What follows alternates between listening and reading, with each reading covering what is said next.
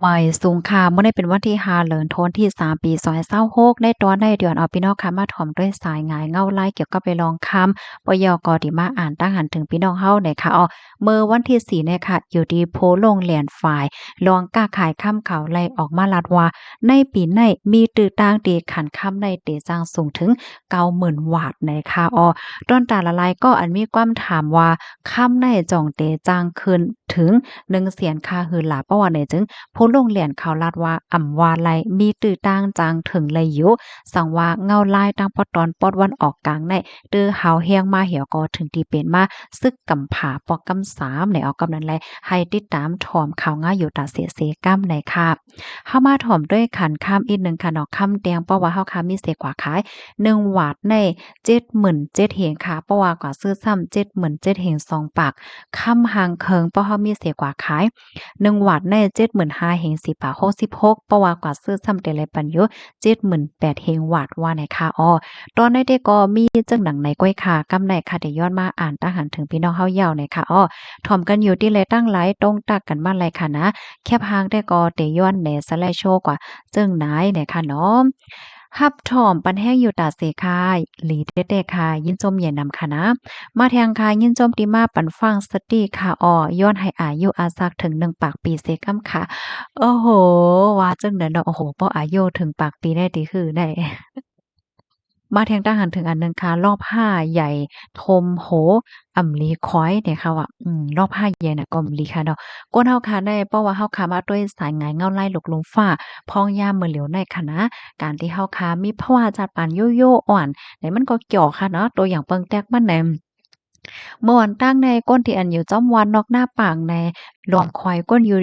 ก้นที่อยู่ที่ในเว้งค่ะเนาะมานเจอค่ะนะป้อเปิ้นลาดว่าสูในเป็นก้นวันนอกในซ้ำปลายใครใจเลขเที่ยงเนี่ยค่ะเนาะอันเตมันค่ะนะกับปานมือเหลียวในเปิ้นคอยเพราะว่าจัดปานก้นวันนอกยาวเขานะเหมือนจังหนังว่ามีเฮิรนอ่อนเฮเนาะเฮิรนอำเล็กอำใหญ่มีแวงอ่อนเฮอินเนาะผกผักกาดผักกี้ผกผักปักผักน้อยมะเขือส้มหมากพริก มีผักเยอะนางเขียวเต็มโซนในอะโลมันโหลเลยไม่ใจหังเอาค่ะนะมันหนังสายงายเงาไล่มือเหลียวในแค่หนาวอะมีข้าวสารลงไว้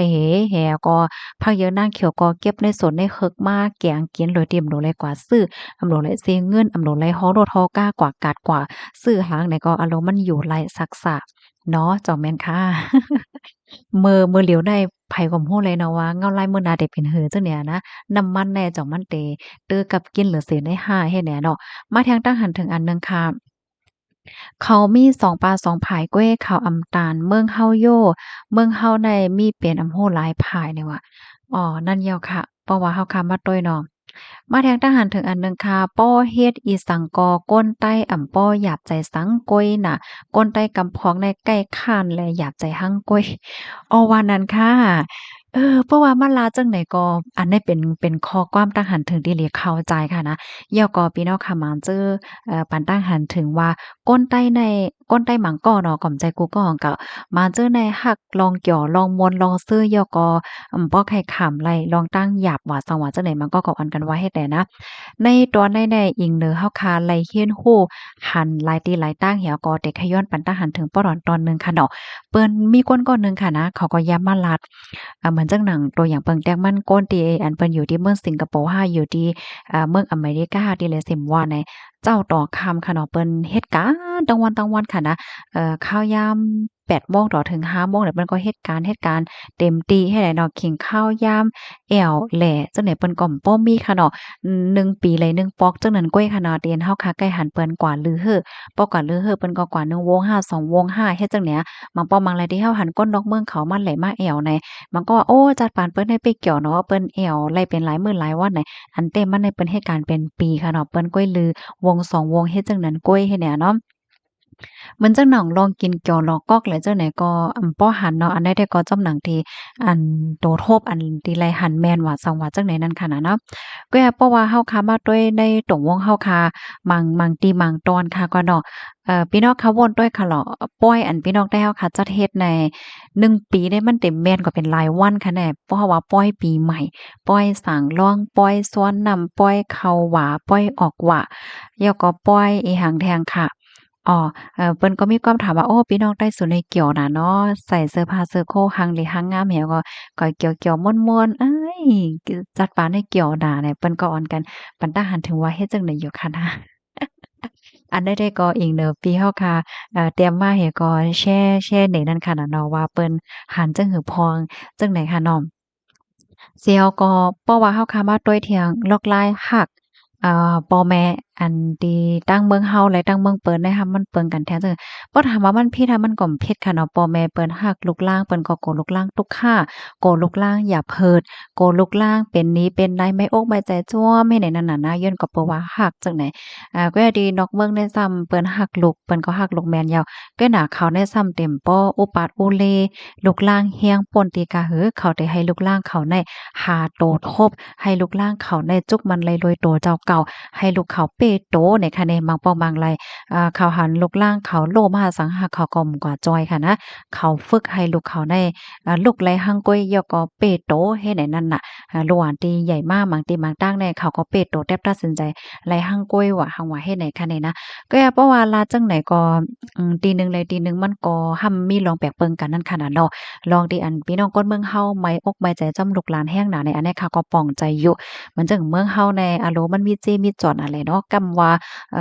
ญาติเรียนกว่าอยู่ที่นั่นที่ในว่าญาเป็นกว่าในจุมเจ้าเพี้ยนว่าสั่งว่าเฮ็ดจังได๋พ่อแม่ก็เลยแม่ใจแห้งหนาให้แหน่เนาะมานั่งตีนอกเมืองได้อันเปิงปักเปิงหมายมีเนี่ยมันทำยามนั้นขนาดเนาะมันก็บ่มีรองลาลีเฮ็ดที่การหาสังหาเฮ็ดจังแหน่เนาะ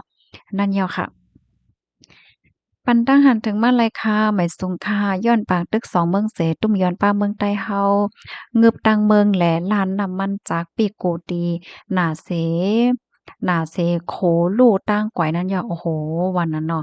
นั่นอย่าว่าโอ้เติดเต็ดเด้อว่าก็บ่ว่าเมืองตั้งปอดวันออกกลางเนี่ยเป็นเมืองที่ออกน้ำมันเลยค่ะว่านะ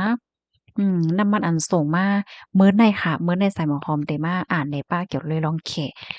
ไอ้กี้องว่าที่เมืองแขเนี่ยเขาก็เตอแห้งเหมือนกันเดะนะพี่น้องเฮานะ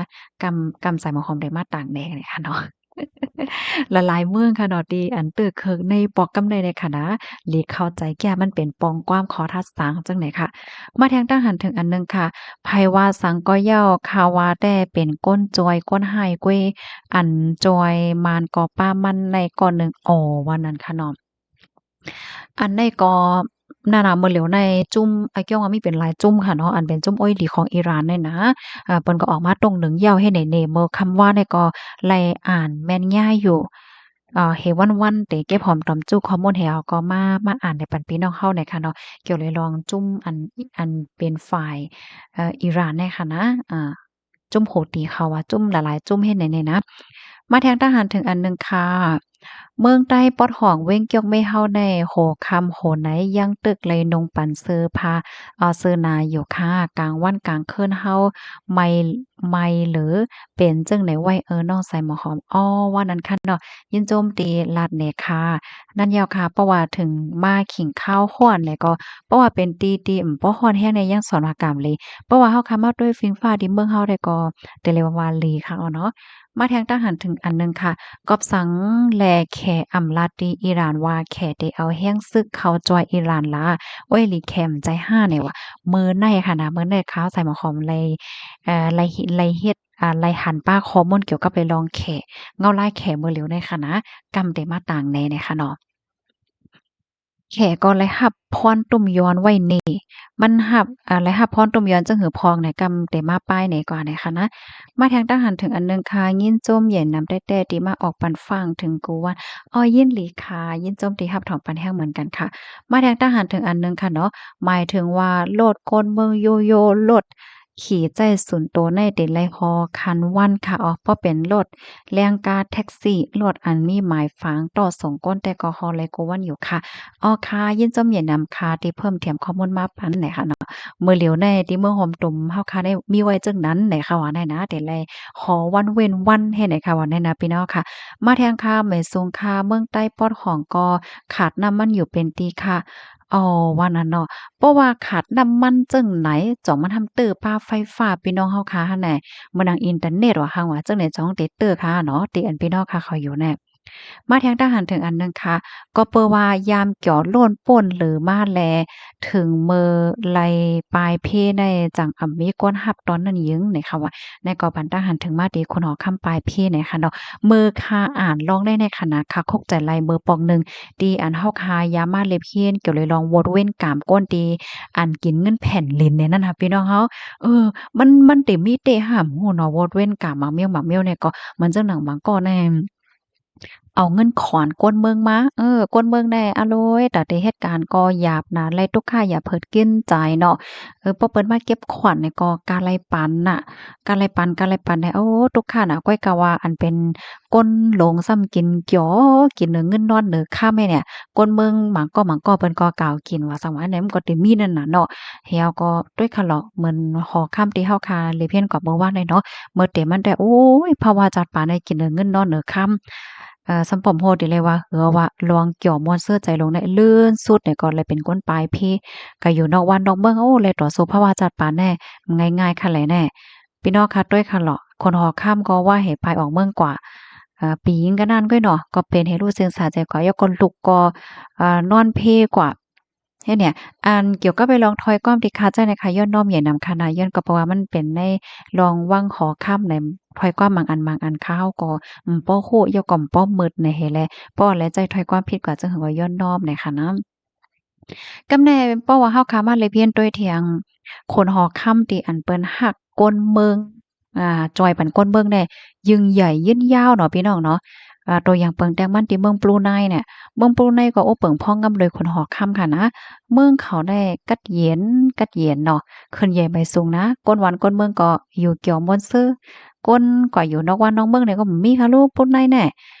เนาะว่านั้นเฮาอย่ามาเลยพี่เนาะลองป่นในแน่นะขอนก็บ่ได้ใส่แหนมจะแหน่ก้นเมืองป่นในเขาแน่เฮิงเคินใหญ่คนฮอค่ำก็มีตังค์ซื้อก้นเมืองก็มีตังค์ซื้อมันก็มีหลองของขำอีสังแหน่อะเนาะ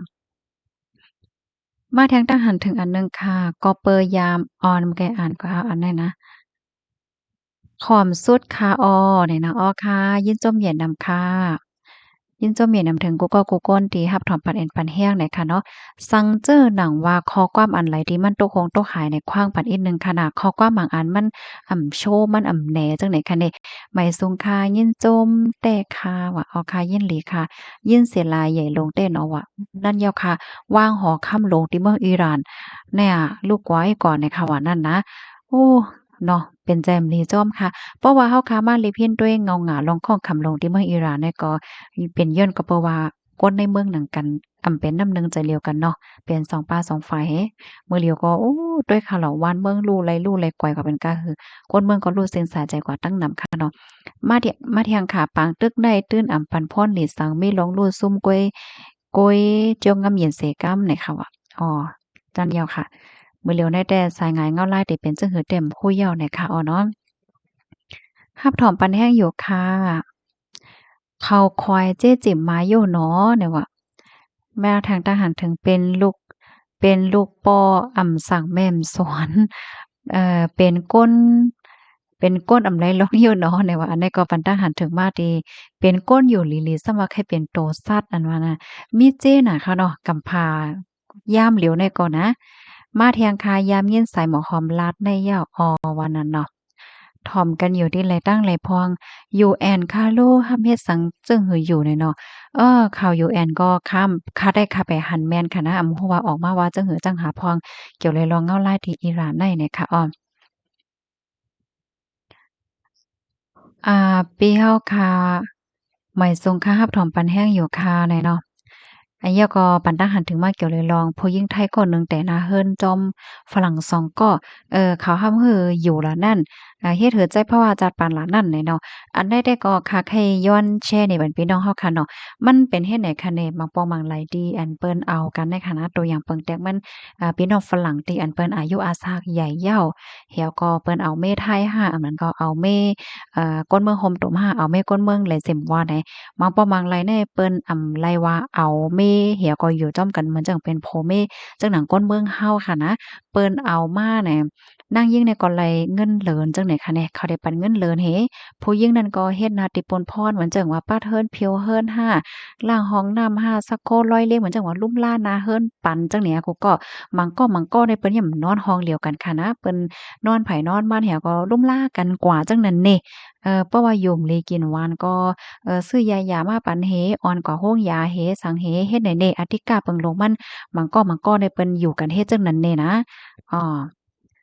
มาแทงทหารถึงอันหนึ่งค่ะไม่ทรงกล้ารับถอมปันแห้งอยู่ค่ะไม่ทรงกลางค่ำถมค่ะอยู่ตาเสค่ะป้อยต่างที่ก้องน้ำส่อมหน้าต่อก้นกึ้นน่ะค่ะอ๋อป้อยต่างที่ก้องน้ำส่อมหน้าตอก้นกึ้นน่ะค่ะอ๋อว่านั้นค่ะเนาะอ้าวค่ะยินชมค่ะติรัดนี่ค่ะเนาะ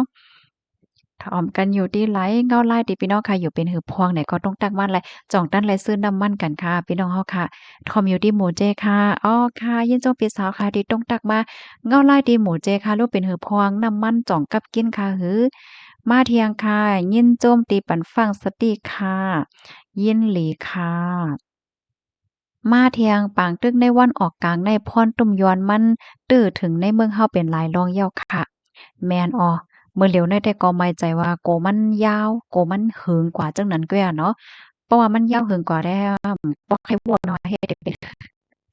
ได้เป็นหือเป็นหาพ้องเลยค่ะก้วยกะว่าเมื่อเหลียวแด้จึงว่ากว่าเมื่อไกลค่ะเนาะตอนดาพี่น้องเฮาค่ะตีอันมีสวนมีเฮิกจ้างผูกพักผูกเหยื่อกินหั่งก้วยได้โอ้เอเซเกี่ยวนะว่าเมื่อเหลียวได้นะเฮาบ่รู้แม่แจ๋วโลเป็นสำว่าเปิ้นต่อส่งต่อกุนต่อหังในก็พักมีไว้ในสวนในก็สักสรรค์เนาะ ตอนตากก้นติอันเลยซื้อกินเหมือนจั่งค่ะเขาใส่หม้อของไว้ได้ห้ามหรือว่าเหือเฮาได้ก็ซื้อกินค่ะผักเยอะนางเขียวกว่าสำแสนเปิงเหย้าได้ค่ะเนาะยินจมปูก็ที่รับถอมปันแห้งค่ะนะย้อนให้อยู่ลีกินหวานในรอดเพศกันค่ะออกไม่ทรงค่ะ